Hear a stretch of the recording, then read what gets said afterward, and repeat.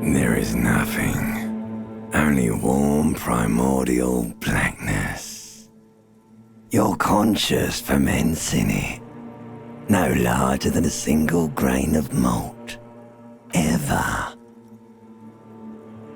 Never, ever.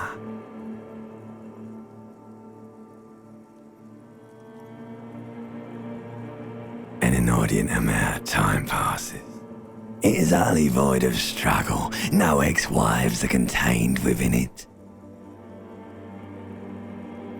An awareness creeps up on you. A mass lies hidden in your dead angle, soaking in some lurid acidic sauce. It's bloated and shameful, a ball of meat surrounding you. This is a terrible line of questioning, and it will only lead to more awareness. Ex-love, ex-tenderness. It is foolish of you to resurface to the loss. Not after all the damage you've suffered to get here. Some of it irreversible. Stay. Sail with me through the abyss of pelagic zone.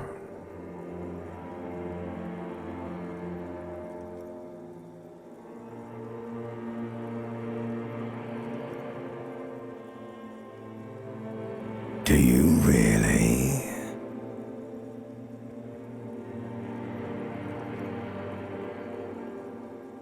Alright, nothing down to fuck all, borough.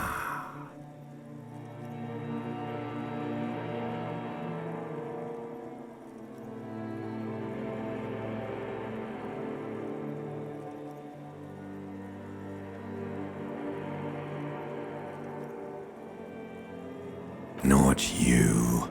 Your days of giving a shit and being that type of animal are over.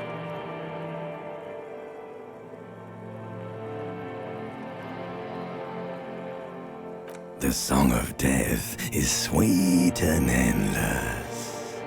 But what is this? Somewhere in the sore, bloated man meat around you.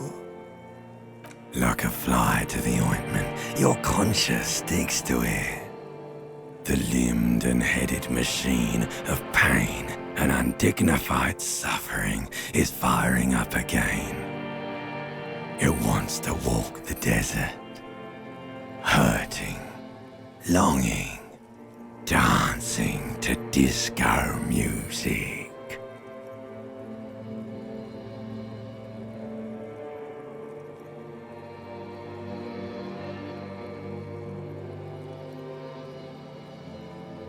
The stench of liquor rises from your mouth, and with it, an ungodly headache.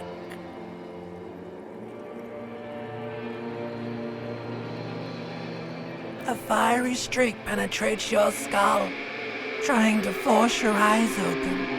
It's a sound, a clarion call from hell. Somehow, you know what it is. A caprice can name a motor carriage.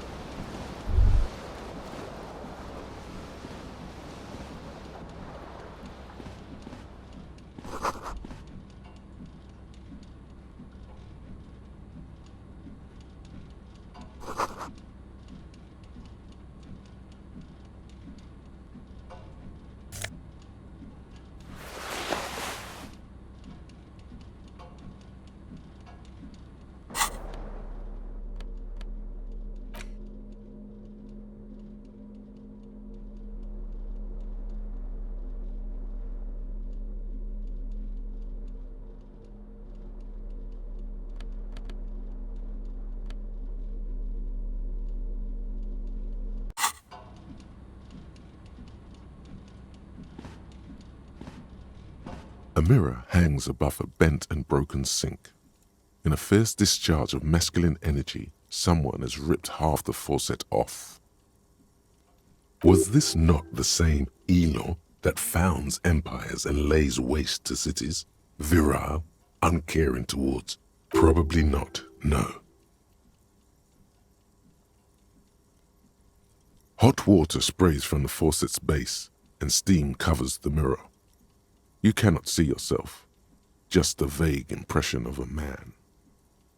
Suddenly, you realize you have no memory of the face that awaits you there, underneath the soft vapor. As you slowly reach your hand towards the surface of the mirror,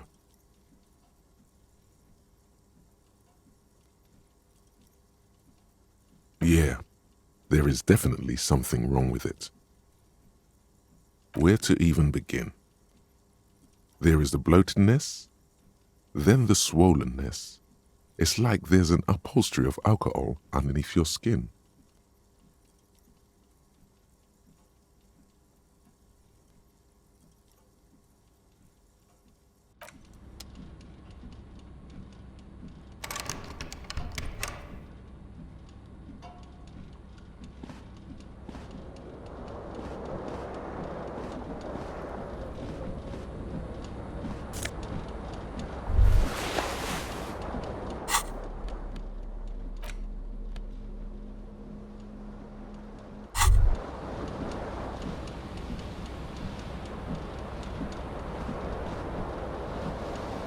This fan has two chain pull switches. One ends in a tiny fan, the other in a light bulb. A truly horrific necktie has somehow attached itself to one of the blades. You reach out to grab the tie, but what's this? Diffuse, radiating chest pain. Doom comes over you. This is bad. Feels like sharp stones grinding in your chest and keeping you from moving. For quite a long time. Still ongoing. Now is a good time to start worrying. Finally, the pressure recedes. You find yourself covered in cold sweat and trying not to move, hoping it will keep you from dying. You know what you should do. You should stop the fan and then try again. It'll get easier. Do it if you want to die.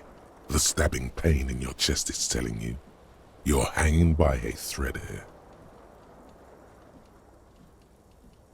The blades come squeaking to a halt. It should be easier to reach the tie now.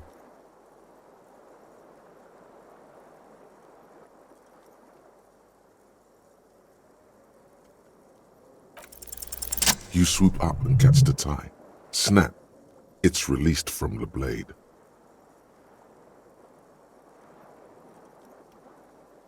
What you have in your hand is a truly hideous necktie with 4 or 5 different patterns. The knot reminds you of a noose.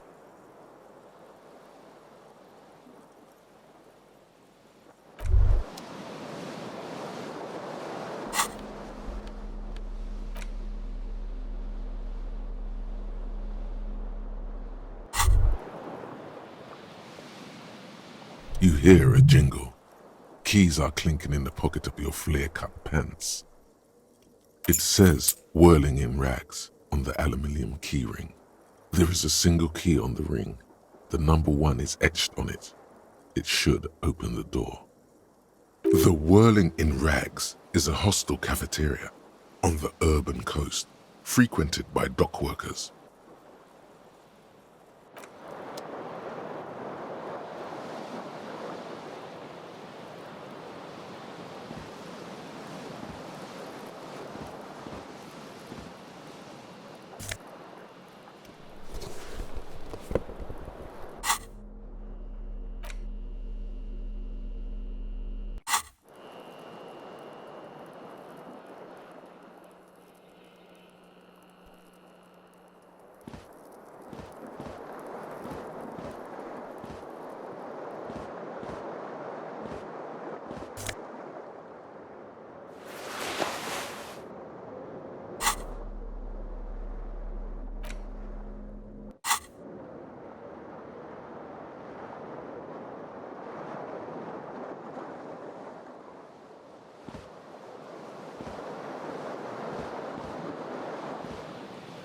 window stands broken in its frame.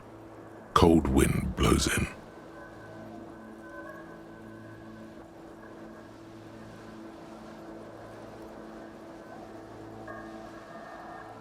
The morning light hurts your eyes. It's hazy, but you see the ocean and some war-torn buildings. The shards face outward.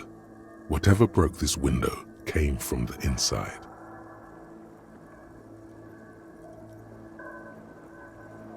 A fine web of scarring covers the back of your right hand, but none of it is recent. More likely a projectile than a held object. There are no fragments on the floor from pulling a tool back in after impact. Something you've done before. It is too large for a bullet, yet too small for a piece of furniture. You're looking for something heavy and larger than your fist. The single green shoe you found fits the hole almost as well as your foot. It would have also been heavy enough if thrown with force. Congratulations, you smashed the window with your own shoe. Now you only have one. If you're lucky, you could still find the other one on the balcony outside. The door to it should be outside your room. A cool wind gushes in. Your toes curl up from the cold.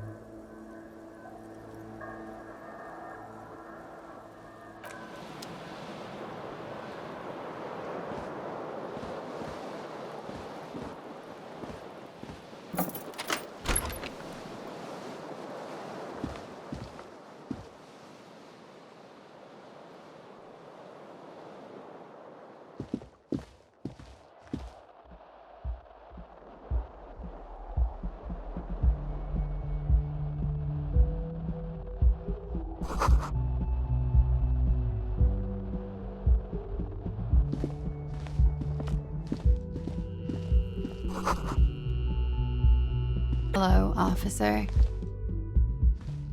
The young woman raises a cigarette to her lips. Her eyes are brown and her face is speckled with birthmarks. She can't be more than 28.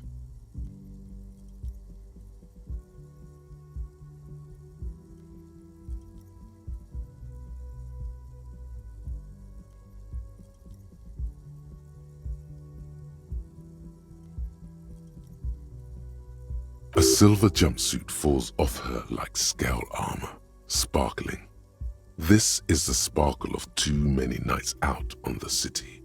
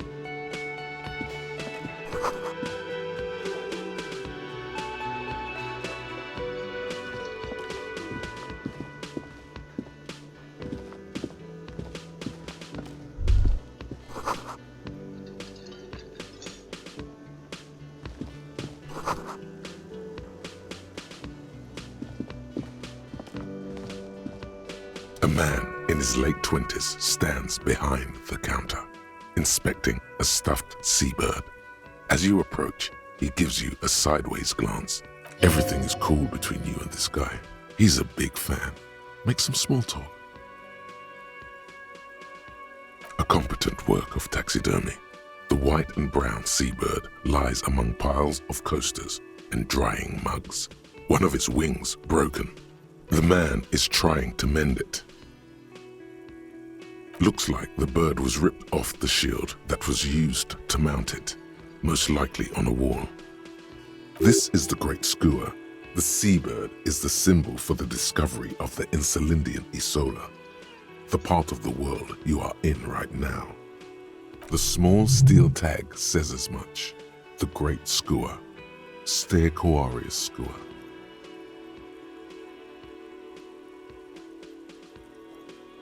Look, your buddy is over there.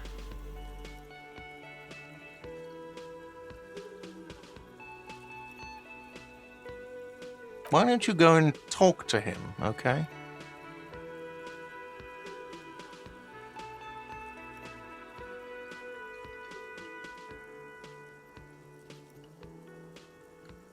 He pretends not to hear you, concentrating on the bird instead. No, I'm not the bartender. I'm the cafeteria manager. He's very animated all of a sudden. This seems like a touchy subject. Mm-hmm.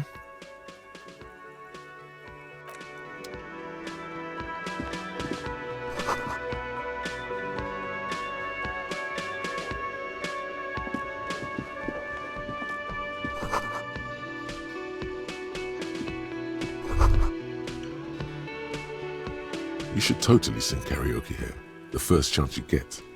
Your emotions need to be expressed. People need to know your vast, oceanic soul.